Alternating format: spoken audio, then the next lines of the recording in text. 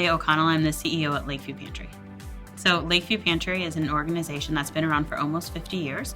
We help people find their next meal. So annually we serve about 8,000 people through our walk-in distribution, food distribution. So we pass out groceries.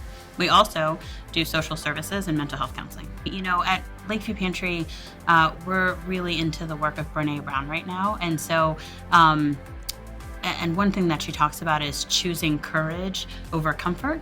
And so really making sure that you're making decisions in a courageous way to make sure that we serve the people, the 8,000 families that we serve, the best that we can. So it could be easy for someone to come in and say, okay, we've been doing this work for almost 50 years and it's working and it's fine. But what we're trying to do is think about how to innovate on the idea and be able to serve more than 8,000 people, right? We know that on Chicago's north side, there's about 140,000 people who don't know where their next meal will come from. And we're serving, you know, a small percentage of that. So by creating this new space and really thinking about what some new innovations are in a really courageous and bold way, we'll be able to meet more of the need in the city. One thing that we know at Lakeview Pantry is that we always want to be innovating on how people access the services through us, right? Just because we started as a brick and mortar walk-in pantry 50 years ago doesn't mean that's the only way that we need to continue to do that in our next 50 years. And so we really started thinking as a team, as a leadership team, as a board, and as some of our volunteers, what are some other ways to create new food access points for people. And so we had the idea of the online market.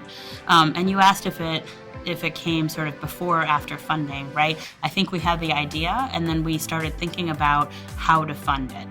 Luckily for us, we got a call from someone asking if we had a big tech idea to further our social impact mission. It was just the right timing at the right place. But I think it's a little bit in the nonprofit sector can be chicken and egg, right? Like, so we have this idea, how do we get the funding? Or sometimes funders will come to you and say, could you do this? I think it's really important that you stay true to mission and be really clear about who you are and how this new innovation or the new technology can help further that specific mission. So at Lakeview Pantry, we're 100% privately funded. We receive about 75% of our funding from individuals, and the balance is a mix of corporate foundations and events.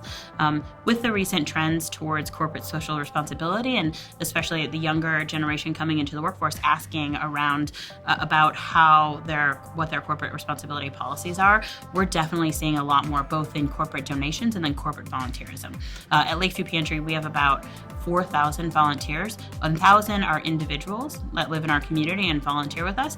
3,000 come through corporate groups. And so we've seen a definite increase in corporate groups wanting to come in with their teams to give back and then do an offsite meeting or a team building or retreat day.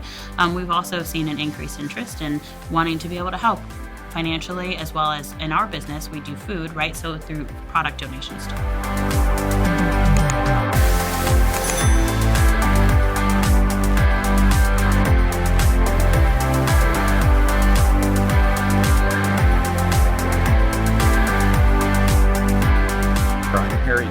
I'm the president of Advanced Valve Technologies in Elk Grove, Illinois, and we are a wholly owned subsidiary of the Clock Spring Company. Well, we are the world's leader in insertion valve technology, which means we create a piece of technology which can go on a live water main or a new product coming out on residential gas lines without turning down the system. So we can go in and out in about 45 minutes and solve a lot of problems that municipalities and various cities around the world would have. Well, there is a worldwide phenomenon of aging infrastructure, in particular in the United States. No matter what political party you belong to, we can all agree that our country is aging in terms of the apparatus which keeps the highway systems, the piping systems, the buildings and the airports. We are poised to participate in the remedy, and in particular, the scarce commodity of water around the world. It's a very acute problem for governments to solve. So we're able to come in there and help them prevent leakage, to thwart the problem when it comes about, because our technology is so rapid and so cost effective. The challenges are market challenges which need to be solved with private and public concerted effort. In terms of our company challenges, we are facing a very high growth scenario. So obviously the most important thing is having the right, most talented people in place ahead of the growth curve. We're expanding capacity manifold times. As they say, you skate to where the puck is in hockey, and we're trying to do that in our growth scenario. And I think the other challenge is as we go and increase our mass production is making sure that we always have the best quality, because it's a key safety feature and a key performance feature. Well, you are probably more successful in any company if you really believe in what you're selling to a candidate. And I think when you spend time with any member of Team AVT, you'll find that it's a pretty infectious culture. We believe in what we do. We believe it's a noble cause, and we have a great product that's increasingly available around the world. So the first thing is projecting ourselves onto how excited we are to be on board.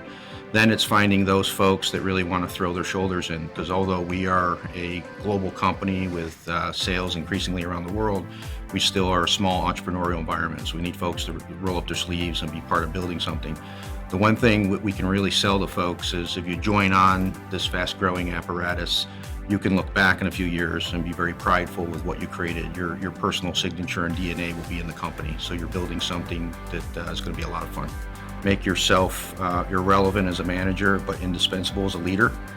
And we try to impart that on all folks up and down the chain of command at our company. Is if you can work yourself out of a job by having sustainable systems and processes and folks below you that want to step up and can carry it, but make them no longer need you as a manager, but desperately want you around as a leader, then I think you've done something great. And we work hard to do that. I try to walk that walk. I'm not perfect, but I know I'm surrounded with other executives that feel the same, and we try our best to do that.